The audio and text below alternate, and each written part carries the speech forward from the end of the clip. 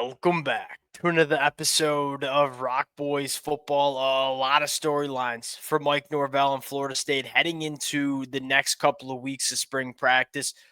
Brand new football players coming into this program, brand new coaching staff on both sides of the football coming into this program. I think that makes it for a really fun next couple of weeks during spring practice. And I think all of this change is certainly welcomed by Florida State fans. Where, look, there have been a lot of good things that Mike Norvell has done over the last couple of years, but there were also a lot of mistakes made, specifically in the last 12 months.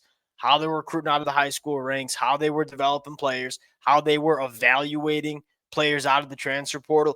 I give Mike Norvell a ton of credit. There are a lot of coaches that have had success and then experienced some setbacks and they just don't change. They said, hey, my way works and I'm going to continue doing it that way.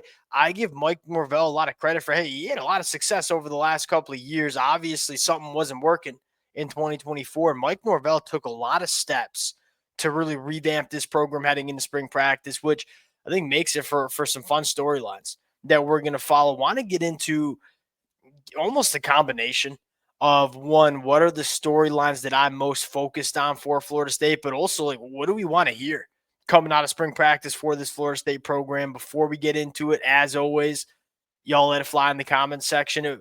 What y'all put in the comment section is largely what we're going to be talking about over the next couple of weeks and months. So let it fly. Appreciate you guys rocking with it. If y'all do enjoy the content, consider subscribing to the channel. Without further ado, let's get into it. Now, this is a little bit more of one, certainly something we're all looking for here, and that is, what does the high school development look like for a lot of these guys that are either going into year one, going into year two, in some instances going into year three?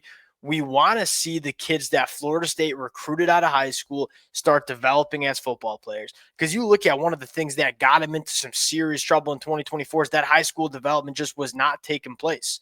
I think you largely put that on the coaching staff. Brand new coaching staff coming in.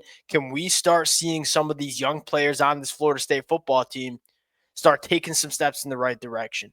Why I'm not too focused on the transfer portal is that there was a fundamental shift in terms of how Florida State used the transfer portal this year as opposed to last. I mean, go back and just kind of scroll through the transfer portal additions that we saw Florida State make 12 months ago. It was so much projection, like very, very limited players that were coming into Florida State 12 months ago that played any meaningful football at the collegiate ranks. There were a lot of traits, a guy like DJU, big arm, big body, former five-star prospect, guy like Malik Benson, 10-4 in the 100-meter dash, 6'1", 200 pounds.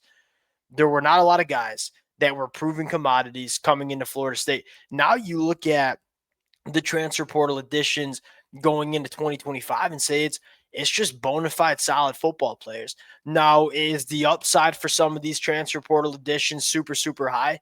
In a lot of cases, no. We kind of know what Thomas Castellanos is. We kind of know what these offensive linemen coming are. But I think that's a good thing because I think Florida State needed some proven commodities coming into this program. I look at the offensive line and say, if this offensive line stays healthy and comes together as a unit from a personnel standpoint, I have zero concerns about what this starting five is going to look like because every single one of them on the offensive line has shown us that they can play at the collegiate level, at a high level, at the Power 4 level. You have some guys that offer some upside. Guys like Deuce Robinson, I think Squirrel White, a healthy Squirrel White, certainly offers some upside. But you saw Florida State stack a bunch of transfer portal additions that were going into spring practice knowing what these guys are. And I think that's exactly what Florida State had to do. So in terms of player development, in terms of the players that I'm going to be really focused on what I'm hearing from, I'm focused on these high school guys. Hakeem Williams going into year three. Guy like Elijah Moore going into year two. A couple guys on the offensive line, Jonathan Daniels, Lucas Simmons, guys that I like coming out of high school.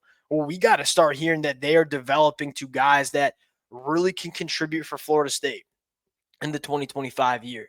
Number two, is the offense built around the quarterback? I think this is the biggest storyline here. And what makes me excited about Thomas Castellanos taking over this offense is it was very clear that Mike Norvell, Gus Malzahn, they wanted him. Go back 12 months ago, Florida State wanted Cam Ward. I think there were a lot of Florida State fans that said, hey, we got our guy in DJU, but I think in the back of our minds, we kind of knew that Florida State wanted Cam Ward, and DJU was kind of a backup plan. What excites me about Thomas Castellanos is that they didn't go shopping for other quarterbacks. Like, this was clearly the guy that might not have the ceiling that some other quarterbacks in the transfer portal did, but in terms of proven production, in terms of a guy that Mike Norvell and Gus Malzahn felt like they could build an offense around, that excites me because I trust Mike Norvell and Gus Malzahn when it comes to scheming up an offense. Now, in order for Thomas Castellanos to have success with Florida State, you have to build an offense around what he does well. I mean, you look at the struggles he had in 2024 at Boston College. This is Bill O'Brien coming in and making Thomas Castellanos a quarterback that he ain't. What does Thomas Castellanos do well? A really good throwing off platform, can contribute in the run game, is an athlete. You want to lean into that. Go move the pocket. Let Thomas Castellanos get outside the pocket, be a little bit of a run threat. Involve him in the run game. That's going to be the biggest key for Florida State. I think the offensive line is good enough for Florida State to develop a run game. Now you want to start building around Thomas Castellanos and kind of leaning into what he does at a high level. And that's kind of one of my, overarching philosophies about college football is you see so many stubborn coaches that want to run their football teams their way, and they don't build what they want to do around their players. If you want to have success as a football coach, you have to take your players, and it doesn't mean get away from stuff you like. You still have kind of that background of stuff that you like to do, but you want to make sure you're tailoring it to what your personnel is. And I think a guy that is the epitome, the definition of not doing that was Jimbo Fisher. Florida State fans obviously very familiar with him. He had a certain way, the things he wanted to do, specifically on the offensive side of the football. Yeah, it worked with a guy like Jameis Winston. Didn't work with a lot of other quarterbacks, including his time at Texas A&M. Gus Malzahn, Mike Norvell, can you build this offense around what Thomas Castellanos does well? That's how you have success with a quarterback like Thomas. Number 3 are the offensive weapons in spots to be successful, because I look at it and say, man, there's some firepower on the offensive side of the football. I mean, Deuce Robinson has about as high of a ceiling as anybody in the country. But I'm looking at guys like Mekhi Danzy, who I've already seen make the switch from running back to wide receiver. A guy like Jalen Lucas, who I think can legitimately break games for Florida State. He's not going to be an all-down starter. Can you find ways to get these weapons involved in ways that you're putting them in the best spots to be successful? Because a guy like Jalen Lucas is probably never going to be that all-purpose running back that takes 20 carries a game. He's probably not going to be a really dynamic slot wide receiver consistently. But know what he is really good at is having the football in space and kind of making some things happen. Can we build our offense kind of the same conversation we had with Thomas Castellanos is going to permeate to, hey, we got a lot of difference makers on this offensive side of the football. How can we put them in spots where they can be successful? How is Jalen Lucas getting utilized in this offense under Gus Malzahn? We know Gus Malzahn likes to use a little wildcat. You got a guy like Cam Davis who played some quarterback in high school. You got a couple of really young running backs that we like a lot. Can you work some 2 running back sets? Can you work some wildcat into this offense? All things that I would like to hear coming out of Florida State. Number 4, the Tony White effect. And what I mean by Tony White, and as a pseudo Nebraska fan, I'm pretty familiar with what Tony White brings to the table. He's known for the 3-3-5. I wouldn't get too caught up on that, because what makes Tony White special is just finding the right spots for these players. And you got so much versatility, specifically in the front 7. You look at a guy like Jason Jenkins, can play 3 tech, can play the edge. You look at a guy like Deontay McCray and Demonte Diggs, can play 3 tech, can play the edge. What about a guy like Amari Williams, who can play pretty much any position you want him to play in the front 7, but specifically as that jack linebacker, can play a little off-ball and drop in coverage, can rush the passer off the edge? Are we utilizing these guys the right way? Kevin Wynn, are we able to – Kevin Wynn's going to be the nose for Florida State as a true freshman. Him and Darrell Jackson, which I think are perfect fits. That's one of the things that I've been very vocal about in terms of what I love Florida State doing in the portals. They got guys that won, very similar to how we talked about the offensive transfers, all guys that have played at a high level. And Jason Jenkins, a rotational piece for Tennessee that played good football. James Williams, very, very high upside in the pass rush. Deontay McCray, Demonte Diggs, not the biggest names in the portal, but guys that played a lot of football at a high level in the G5.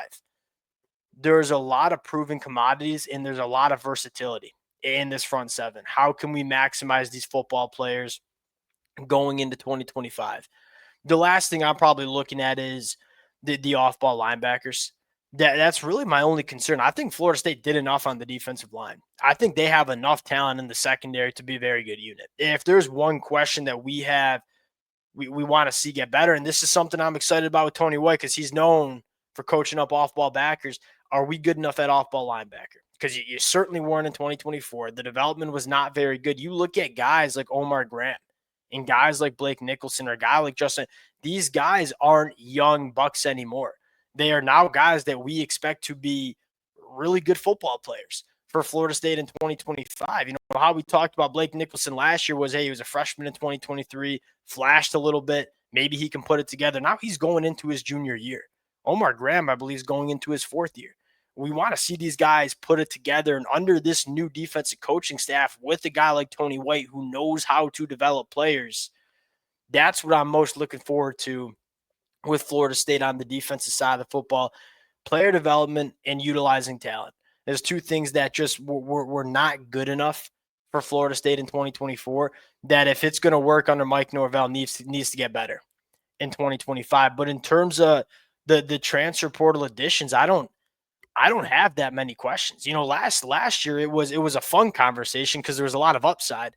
But last year the conversation was what are these transfer portal guys coming in?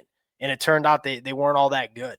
There was a stark pivot into guys that, hey, they might not be top 10 NFL draft picks, but we know they can play at a high level, and we've seen it from the last couple of years. That matters for Florida State. Now it's about the young talent on this team that Florida State recruited out of high school. Can you start getting that development right and putting them in spots for them to be successful? We'll close it out there. I think you're going to see a lot of changes here. You know, where are these guys lining up and playing on the defensive side of the football? How is a guy like Amari Williams getting used? How is a guy like Stephon Thompson getting used who can come off the edge but also play off-ball linebacker? We're going to find out a lot about what this football team is going to look like in 2025. Excited for it next couple of weeks. Appreciate you guys rocking with it. If y'all do enjoy the content, consider subscribing to the channel, and we'll talk to y'all later. Peace.